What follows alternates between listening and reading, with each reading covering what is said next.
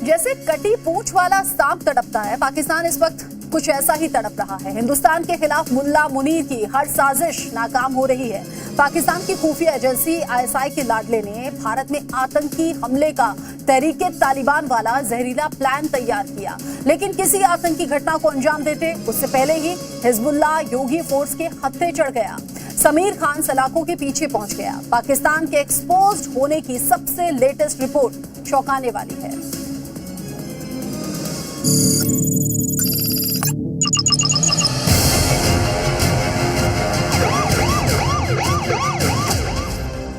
UP में मुनीर का mission तहरीक Taliban expose.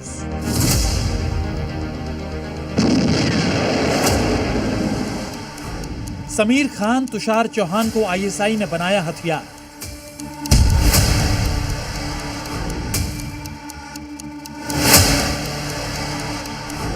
नाम तुषार चौहान उर्फ हिजबुल्लाह अली खान, उम्र 20 साल, टारगेट ग्रेनेड अटैक के असाइनमेंट। नाम समीर खान, उम्र 20 साल, टारगेट दीवारों पर तहरीक तालिबान हिंदुस्तान लिखना।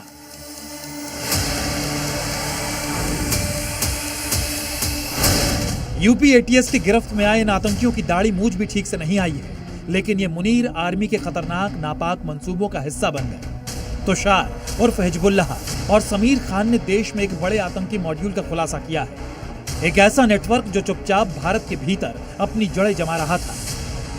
तुषार जो कि मेरठ का रहने वाला था, उसने धर्म परिवर्तन किया था, और वो धर्म परिवर्तन कहाँ से किया था, कहाँ, उसकी भी पुलिस जो है वो जांच कर रही है। किन लोगों ने उसका धर्म परिवर्तन करवाया था, इस सभी चीजों की जांच की जा रही है। और दूसरा जो आरोपी है जो दिल्ली का है, समीर खान, उसके बारे में भी जानकारी की जा रही है। हालांकि एटीएस का ये दावा है कि दोनों लोग एक दूसरे के संपर्क में थे, जो कि पाकिस्तान का जो डॉन है शहजाद भट्टी, उनसे इंस्टाग्राम पे बातचीत भी करते थे और इनके पास उनके व्हाट्सएप नंबर भी थे।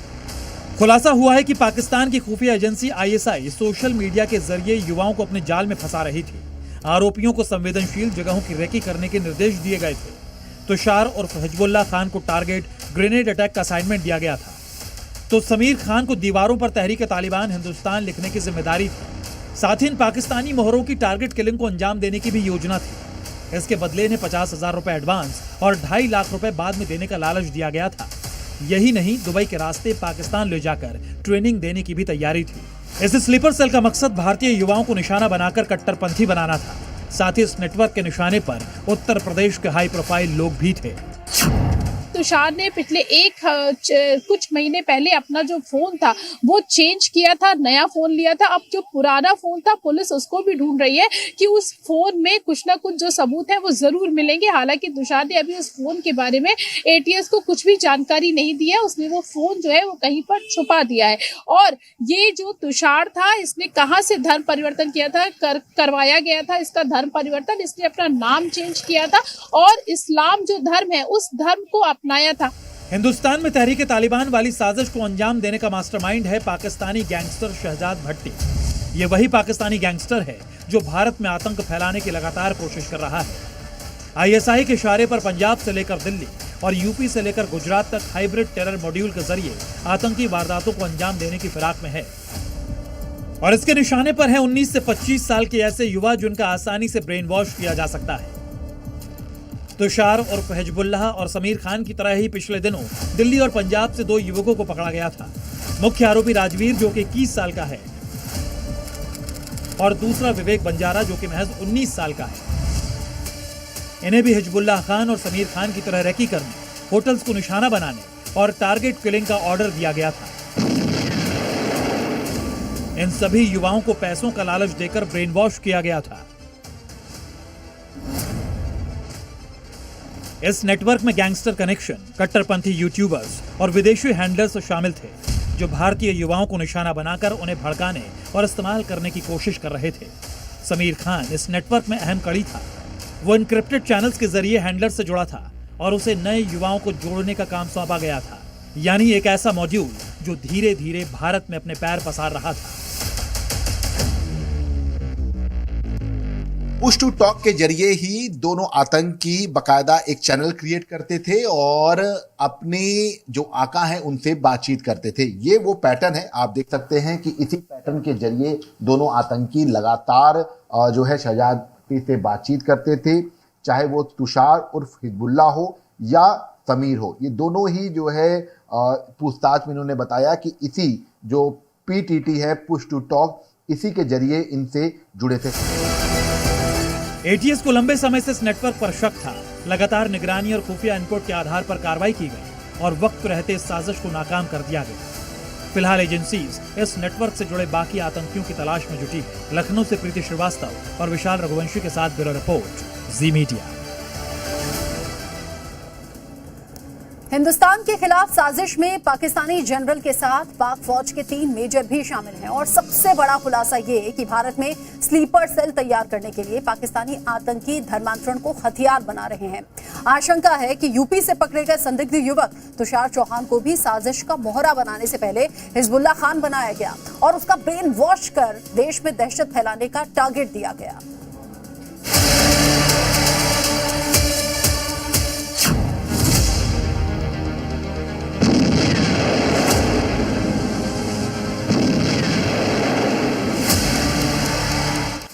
धर्मांतरण के मेजर इकबाल पर योगी के धुरंधरों की स्ट्राइक।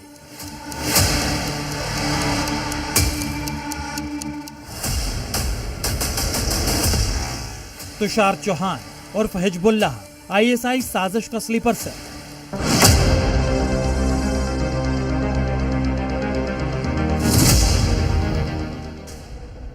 पाकिस्तानी साजिश के चेहरे, हिंदुस्तान में कितने मोहरे।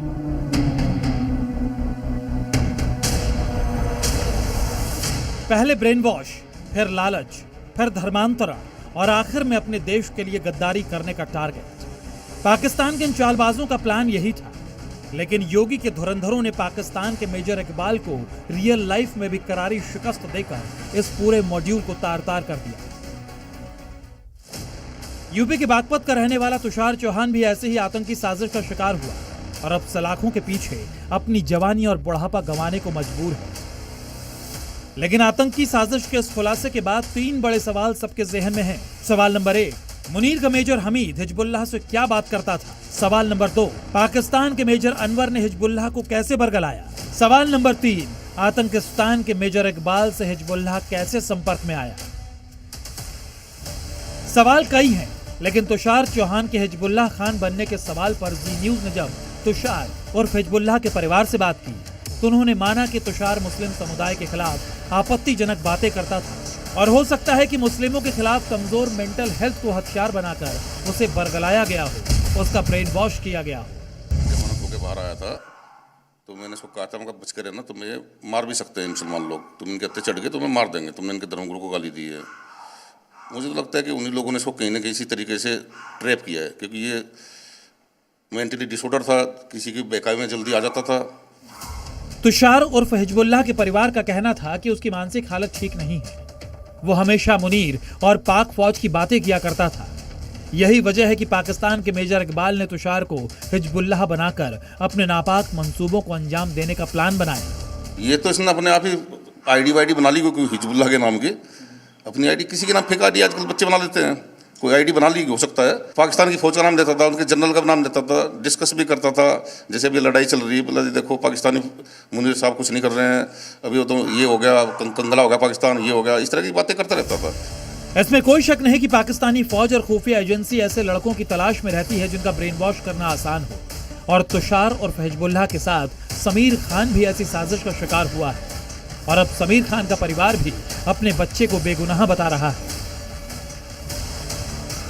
जब वो यहाँ से गया, जाने के बाद बाहर चला गया, 5 मिनट बाद उसका स्विच ऑफ हो गया फोन का, कोई पता नहीं, रात भर ऐसे ही परेशान रहे। मेरा भाई तो बहुत सीधा था, हमें तो कुछ भी नहीं पता, हमें तो बस पुलिस का पता है कि बस पुलिस होती है, ATS ये जो भी था, हमें तो कुछ नहीं पता। हमें तो कल सब सर्च करा था मैंने, अब मुझे सब चीज़ की नॉलेज हो गई, मुझे नहीं पता था।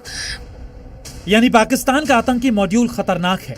युवक हिंदू हो या मुस्लिम, लालच और ब्रेन वॉश करके उन्हें अपने ही देश के खिलाफ जिहादी बनाने की कोशिश हो रही है। लेकिन मुनीर को एक बात अपने दिमाग में फिट कर लेनी चाहिए कि ये आज का हिंदुस्तान है और हिंदुस्तान का एक भी धुरंधर उसके नापाक चाल को कामयाब नहीं होने देगा। मेरठ से अमित भारद्वाज और दिल्ली से प्रमोद शर्मा के साथ ब्यूरो रिपोर्ट, जी मीडिया।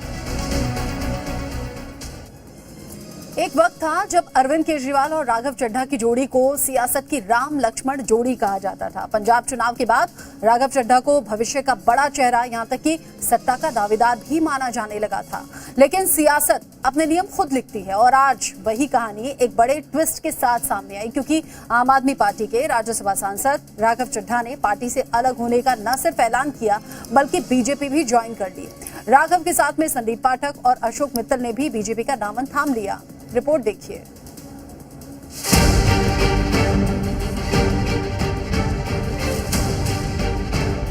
माननीय प्रधानमंत्री नरेंद्र मोदी जी की लीडरशिप में बिना रुके और बिना थके देश के लिए काम करेंगे। मेरी अपनी पार्टी ने मेरी आवाज बंद कर दी थी, मैं उसी कमिटमेंट, उसी जोश और उसी एनर्जी के साथ आपके तमाम मुद्दे उठाता रहूंगा। एक वक्त था जब अरविंद केजरीवाल और राघव चड्ढा को राम लक्ष्मण की जोड़ी कहा जाता था। पंजाब चुनाव के बाद तो राघव चड्ढा को सत्ता का दावेदार भी माना गया था। लेकिन कहते हैं ना कि सियासत में कब क्या हो जाए कोई नहीं बता सकता, और आज ये कहावत एक बार फिर सच साबित हो गई जब आम आदमी पार्टी के राज्यसभा सांसद राघव चड्ढा ने पार्टी छोड़ने का ऐलान कर दिया। हम सब अपने आप को सौभाग्यशाली महसूस कर रहे हैं कि हम माननीय प्रधानमंत्री नरेंद्र मोदी जी की लीडरशिप में और गृह मंत्री अमित शाह जी की संकल्प शक्ति के साथ जुड़कर बिना रुके और बिना थके देश के लिए काम करेंगे। राघव चड्ढा, संदीप पाठक और अशोक मित्तल ने मिलकर करीब 15 मिनट की प्रेस कॉन्फ्रेंस की और आपसे रिश्ता तोड़ने के साथ साथ पार्टी पर कई आरोप भी लगे। मैं बतौर एक सांसद जो ऑर्डिनरी सिटीजन्स के ऑर्डिनरी इश्यूज को पार्लियामेंट में उठा रहा था, मैं शायद नहीं उठा पाऊंगा क्योंकि मेरी अपनी पार्टी ने मेरी आवाज बंद कर दी थी। मीडिया के सामने तो आपके 3 सांसद ही आए, मगर आपके 7 राज्यसभा सांसदों ने पार्टी छोड़ी। 2/3 राज्यसभा सांसद आपसे अलग हुए। सांसदों ने पार्टी नेतृत्व पर गंभीर सवाल उठाए। इस पार्टी में रहकर काम करना, लगभग जो भी परिस्थितियां थी, व्यक्ति इंपॉर्टेंट नहीं है, मैं इंपॉर्टेंट नहीं हूं, मेरे ग्रीवियंसेस छोटे छोटे इंपॉर्टेंट नहीं है, देश इंपॉर्टेंट है। जो भी कारण थे उससे ये लगभग तय था कि यहां संभावनाएं समाप्त हो गई थी। उसके कई कारण हैं, उसको मैं उस पर पढ़ना नहीं चाहूंगा। आप छोड़ने के साथ ही इन सांसदों ने बीजेपी से जुड़ने का ऐलान भी कर दिया। राघव चड्ढा ने बताया कि आपके 2/3 से ज्यादा राज्यसभा सांसद उनके साथ हैं। इसमें हरभजन सिंह, स्वाति मालीवाल, राजेंद्र गुप्ता, संदीप पाठक, विक्रमजीत साहनी और अशोक मित्तल सहित कई नेता शामिल हैं। हालांकि फिलहाल ये सभी सामने नहीं आए हैं, मगर इतना जरूर है कि चड्ढा के इस झटके से आम आदमी पार्टी पर बिखरने का खतरा पैदा हो गया है। हालांकि आपकी तरफ से इस फूट पर ठीकरा बीजेपी पर फोड़ा जा रहा है और इसे ऑपरेशन लोटस का नाम दिया जा रहा है। जो इन्होंने पंजाब के लोगों के मैंडेट के साथ धोखा किया है, जनता ने तो नहीं चुन के भेजा था ना, पंजाब के चुने हुए विधायकों ने इनको राज्यसभा भेजा था। अगर चरित्र सही होता तो अपने राज्यसभा के पदों से इस्तीफा देके उसके बाद पार्टी छोड़ते। आपको बता दें कि राज्यसभा में आपके 10 सांसद हैं, इनमें से 7 पंजाब और 3 दिल्ली से हैं। ऐसे में अगर पार्टी के 2/3 सांसद अलग होकर बीजेपी में शामिल हो जाते हैं तो जाहिर है पंजाब चुनाव से पहले आपके लिए बड़ी परेशानी खड़ी हो सकती है। ब्यूरो रिपोर्ट, जी मीडिया। इसी महीने की शुरुआत में नासिक में नामी टेक कंपनी टीसीएस में हिंदू बेटियों को टारगेट करने का मामला सामने आया था। आपको याद होगा, अब अप्रैल का अंत आते आते महाराष्ट्र की राजधानी मुंबई से भी नासिक जैसा ही केस सामने आया है, जिसे लोग कॉर्पोरेट जिहाद से जोड़ने लगे हैं।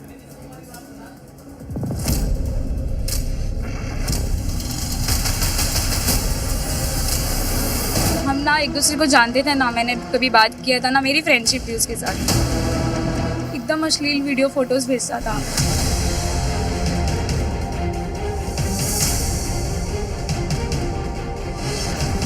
पहले नासिक,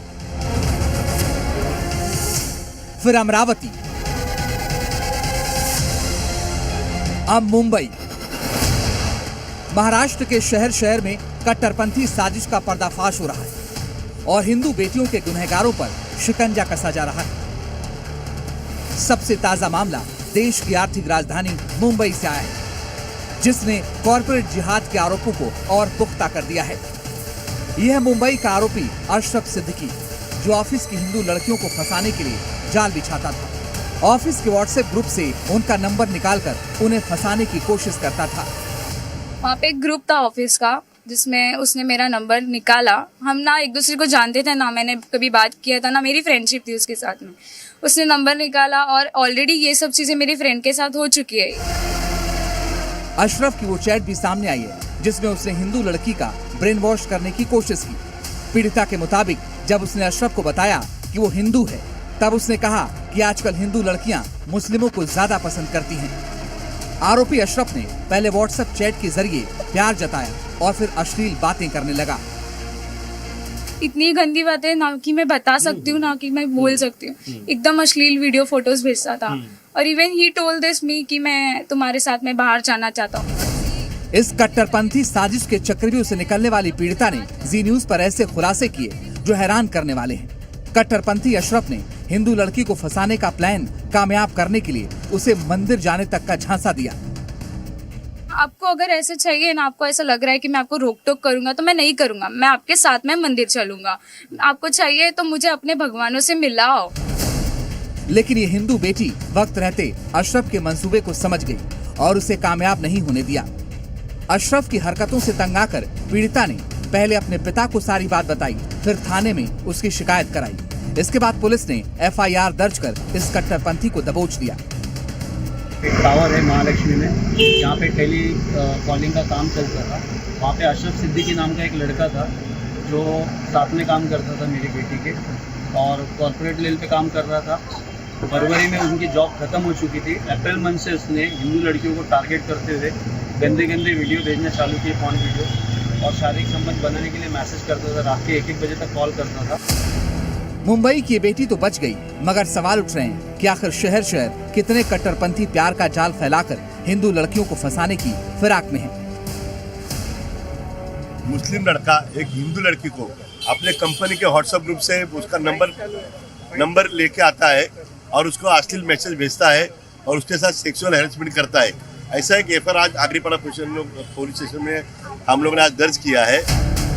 सिर्फ महाराष्ट्र ही नहीं, मध्य प्रदेश और उत्तर प्रदेश में भी जिम और कोचिंग सेंटर में हिंदू बेटियों को लव जिहाद में फंसाने और धर्मांतरण का दबाव बनाने का मामला सामने आ चुका है, जिससे पता चलता है कि ये जमात ऑल इंडिया मिशन में जुटी है। मुंबई से अंकुर त्यागी के साथ ब्यूरो रिपोर्ट, जी मीडिया। मध्य प्रदेश के मुरैना में करोड़ों रुपए की लागत से बना सीवर प्रोजेक्ट अब खुद ही परेशानी की वजह बनता हुआ नजर आ रहा है। सड़कों पर बहता गंदा पानी, ओवरफ्लो करती नालियां और बदबू से बेहाल लोग। ये तस्वीरें सरकारी दावों पर बड़ा सवाल खड़ा कर रही हैं। सबसे बड़ा सवाल ये है कि क्या निर्माण में लापरवाही हुई या फिर मेंटेनेंस की अनदेखी ने पूरे सिस्टम को फेल कर दिया।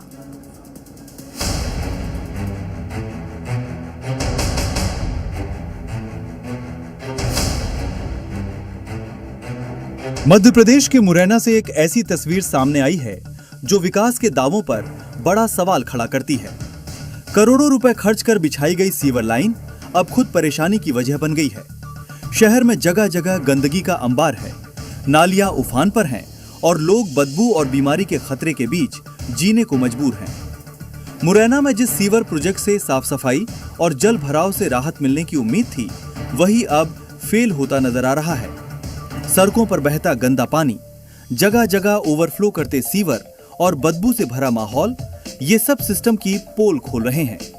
कई इलाकों में सीवर लाइन ठीक से काम नहीं कर रही है, जिससे गंदा पानी सड़कों पर जमा हो रहा है। हालात इतने खराब हो चुके हैं कि लोग खुद ही सीवर साफ करने को मजबूर हैं, जो न सिर्फ प्रशासनिक विफलता को दिखाता है बल्कि स्वास्थ्य के लिए भी बड़ा खतरा है। स्थानीय लोगों में भारी नाराजगी है।